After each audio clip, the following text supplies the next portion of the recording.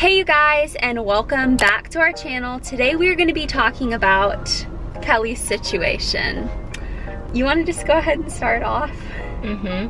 Okay, so recently I got into a car accident and I'm 16, first 4 months of driving.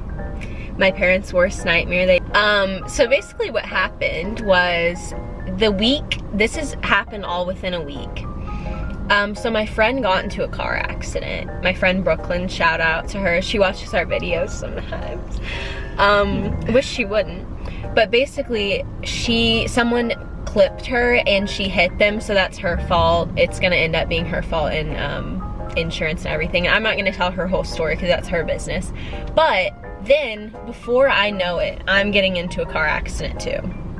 And basically where I go to school, it's a huge ordeal. There's a college right across, and then there's my school, and there's businesses all around. So the traffic is insane. So I'm coming out of the parking lot. There's 2 lots, and this is the school. So I'm coming out where the school front says whatever the name of the school is. And I go into kind of a median situation. And me and my friends have this ongoing joke because, I was in the car accident with my other friend, and my friend Rachel was also in it. And so Rachel, thank God Brooklyn was not in my car when my wreck happened, but Rachel was in the car with me. And basically we had this joke that was like, oh, we let this kid go in front of us last time we got into a wreck. Don't let him go in front of us, Kelly, like a superstition. And I let him go in front of me in the school parking lot because we're mutual friends, so I was just like, go ahead. And I go out of the school parking lot the very busy way, and so I'm pulling out and I pull into the median. So this kind of median is where cars are coming this way on one side and cars are going this way on the other. And there's 2 pieces of concrete, and then there's space for the cars to pull into the other side. So, do you have anything to add, or you just gonna... I have something to say at the end of this, but... Okay, so, I'm sitting in the median. Keep in mind, I am a fine driver. This doesn't have anything to do with my driving skills. But I look both ways, as you should, and I especially look this way because there's cars coming this way and I have to turn like that. And as we know, teen drivers, not me or Kayla, but they are speeders, big speeders. So I pull out, look both ways. I didn't pull out yet, sorry. I don't want y'all to think this is. But I'm sitting there, I look both ways, and I think I'm good to go. And I'm like, okay, I remember thinking in this moment, I was like, guys, I need to be so careful because on this same road is where my friend got into a car accident a couple days prior. So I look, there's cars coming, but they're far away, and I'm like, okay, it's my turn. And I pull out, and I'm making the turn at a slow pace because this was near a school zone, so you have to go slow. And so I'm probably going around 10 miles an hour at this point, making the turn. And I just hear, Kelly from my friend. And before I know it, this red car is speeding and literally just T-bones me as I'm turning. And I was like, okay. So basically what happened was, if this is my car and these are the doors, he didn't T-bone me right on the passenger side. It was almost the back of...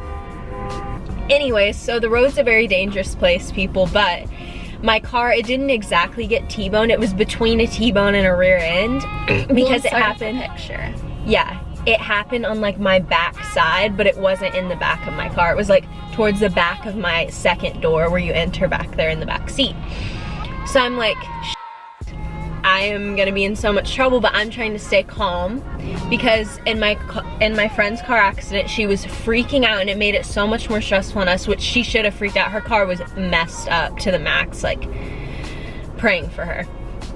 But it's a natural thing to freak out, and I'm freaking out inside, trying to stay calm, trying to not cry. And then I obviously signaled the kid behind me that hit me, let's pull over. And so I pull over in a neighborhood right by our school, and I think that I go look at the back of my car, and I'm like, oh, there's just a scratch on it, I'm good to go. And my friend's like, no, look at your door. and my door is just bashed in. Like, there's a space between the bumper on the bottom and the door, and you can like fit your hand in, and I'm like, okay, this is bad. This is really bad. And so I talked to the kid. He actually goes to my school, which is fine. Like, I guess it's none of our fault. I think that it wasn't my fault, but he thinks it wasn't his fault. So that's a whole thing for us to deal with. But we kind of just talk about like what we're gonna do, like two like teenagers trying to figure out a car wreck. And his car was like dented, but nothing serious, but it was a sports car, so obviously he was like pretty upset about it. And my car has, as you'll see in the picture, like his red paint smeared on the door.